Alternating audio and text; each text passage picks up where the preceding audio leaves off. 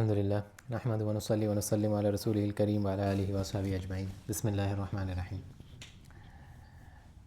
So we were doing that hadith. Sabatun yudhilluhum Allahu fi dhillihi yawma la dhilla illa dhilluh. Where Allah Azza wa Jal will grant the shade of His throne to 7 people. We were on number 5 today? Yes? Okay. So what was number 5? Does anyone remember? طلبته امرأة ذات منصب وجمال فقال إني أخاف الله. The person who was sought or who was invited by a woman of high stature and wealthy woman to sin. And he said, إني أخاف الله, I fear Allah. So what are the 2 things? First, we need to understand them, and then it will become clear, inshallah. So the 2 conditions that are put on that woman is that number 1, she is wealthy. Number 2, she is authoritative. She has status, she has power, authority.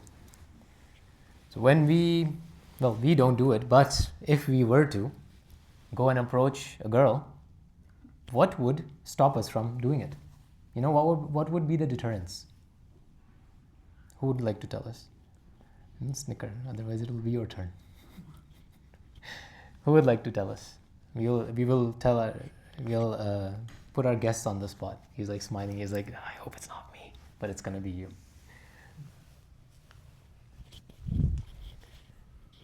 Like, what's the first deterrent that you will have when you're approaching a girl? Like, you would never do it, but I'm just, psychologically thinking. Islamic perspective. No, just a human perspective. Being shy. Being shy, okay. Of? Rejection. Oh, yes, very good. Being shut down. Yeah, smart guy.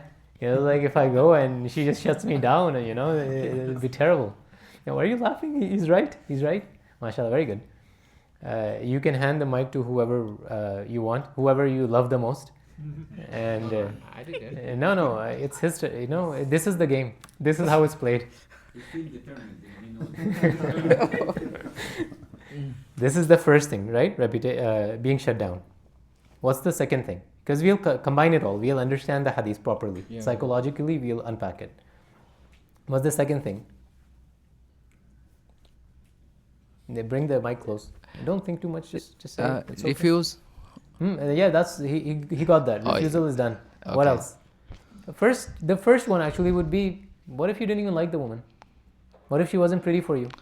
Run. Okay, no. I'm saying that would be the first thing, right? You would be like, well, maybe she's not pretty. That you wouldn't even approach her, because you are like, oh, she's American. I'd only like Bangladeshi women. That's possible. You wouldn't even approach her. So number 1 is beauty. Number 2 is fear of rejection. And let's say both of them were out of the way. You can give the mic to whoever you would like. So you found her to be beautiful, and you were not afraid of rejection. What would be the last deterrent? So the woman is not going to say no. She's saying yes. And she's also pretty. What's the last one? So just answer. It's okay. You can. There's no woman here. You don't have to be shy. You're not going to get a girl. Don't worry. Our faith in the strength of our iman. Okay, but then again, that would translate into rejection. So the girl is, what's her name again? Fasih. And now you have to show us some fasahat. So the girl likes you, you like her. That's done. Okay. She's not going to reject you. Okay? Now what happens? Now why would you not approach her? Just imagine right now if a girl just walked in. You liked her, she liked you. Why would you not talk to her in front of everybody else? Very simple. The same reason why you're not talking right now. Oh, religion. Shyness? Yeah, that would be it. Because, it's just amplified social ruin. You're going to be like, well, if I do, then everybody's going to be like, oh, this is the kind of guy he is. He's usually very silent. He scores really high. But this is the reality. You'll be like, no, I don't want to say it. I don't want to talk to her. These are actually the psychological deterrents. So, beauty. Second was rejection. And the third one is social ruin, defamation. So if in this condition, that's why these conditions have been put in this hadith. that all three deterrents have been removed. Who's initiating? The girl is initiating. The guy is no rejection. Number two, she is beautiful. Zatu mansabin wa jamal. She has the jamal. And third, mansab. The scholars say that she has the mansab, that means she's in an authoritative figure. She is in the position to make it secure. You know, there is no social blowback, legal blowback, or social repercussion to this. At this point, when the person has no deterrent left, and then he says, Inni akhafullah. So why is he stopping? There's only one reason left. That is religion. That is Allah. He goes, well, I fear Allah. He doesn't want me to do it. I'm not going to do it. And the perfect example is Prophet Yusuf alayhi salam. You know, exactly the same thing. Ghallaqat al-bab, security was there.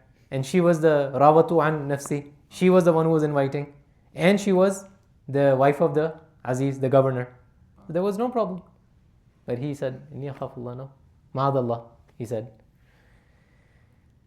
So when a youth can do that, he's going against his basic desires, you know. Especially when he's a youth. Those desires are at their maximum. At that point when he does it for Allah. And it's very hard to do. I'll tell you, I'll give you an example and you will understand how difficult that is. What's the modern equivalence of this? Modern equivalent of this? Because what is the modern equivalent of a closed door where we are guaranteed all of that? And nowadays, everybody has access to it. Cell phone. Yeah. Cell phone, computer screen, laptop, whatever, you name it. Because, you know, the social ruin was because you would have to undergo public exposure. You would have to cross lines, you would have to travel, and people would find out. Now, super easy, so secure. You're in your room, there's this tiny little faint glow on your phone. Even if somebody looks, they don't know. You can do whatever you want. At that point, somebody, when he actually closes the tab, because he has digital privacy, incognito tabs, VPNs, everything is available. At that point, when he decides to close the tab, or when he flips the screen of the tablet, he's doing it only for Allah. There's no other reason. And it's very difficult. It's not easy. That's why we see whenever somebody has a chance, somebody's given the authority. Even politicians, they have so much to lose. But you can barely find one person who doesn't have a past in this regard. Everybody has a past. It's very difficult. So because a person actually goes through this difficulty and he decides to stop himself just for the sake of Allah, when his burning desires are calling him to do otherwise, Allah Azza wa Jal says, well, you endured the burning of your desires. Today, on the day of gathering, when everything else is burning around you, you don't have to burn again. Now I will shelter you and give you shade. So may Allah Azza wa Jal give us an understanding. Like, this is the principle we need to understand of hadith. When we understand the principle, we can actually do tatbiq, which is implementation. Because nowadays, nobody's going to come to Shams and, you know, somebody coming out in a Jaguar and just inviting Shams to sit inside. That's not going to happen. It may happen, but, you know, just so you don't get, you know, completely hopeless. But, you know, usually it won't happen. So I'm just saying that, you know, this is something we need to understand. But this hadith applies to each one of us at this point in time. So may Allah Azza wa Jal give us the correct understanding of hadith, and may He enable us to implement it on our daily lives.